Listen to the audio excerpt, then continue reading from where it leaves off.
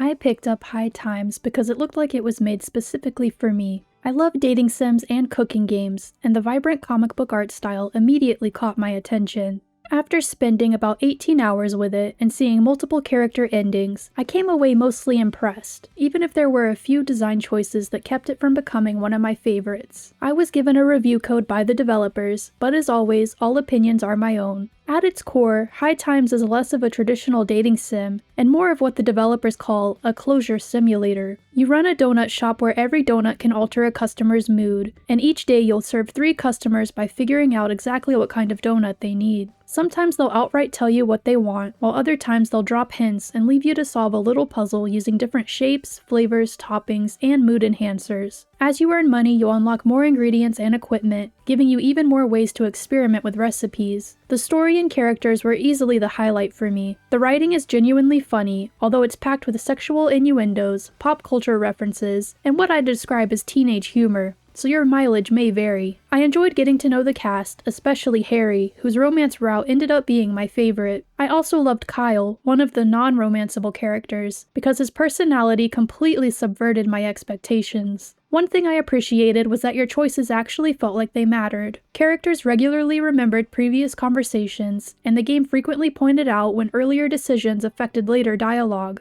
making your interactions feel meaningful. That said, the romance system isn't what I expected. Instead of following the typical visual novel formula, with a common route that branches into individual character routes, everyone's stories progress alongside one another. I found that made it difficult to tell where I stood with each character. At one point, my character casually mentioned already being in a relationship with someone else, despite the fact that I'd only been trying to romance Harry. I even unlocked both Harry's friendship and romance endings, which surprised me, because I assumed the friendship ending would have locked me out of the romantic one. It all worked out in the end, but I wish the game did a better job communicating relationship progression. The gameplay itself starts off strong, but eventually becomes repetitive. Creating new donuts and solving customer requests is fun, especially when someone asks for something unique that forces you to think through the recipe. The problem is that after enough in-game days, you'll spend a lot of time making the same recipes over and over again. I found myself playing in shorter sessions because of it. An auto-craft option for recipes you've already made several times, or even just the ability to pen a recipe so you don't have to constantly reopen the cookbook, would have gone a long way toward improving the experience. I also wasn't a huge fan of how decorating the cafe worked. I expected it to mostly be an aesthetic feature, but instead it primarily increases the appearance rates of specific characters. Even then, story progression still depends on RNG, so you never really know whose storyline you'll continue that day. Combined with the lack of clear story progression tracker,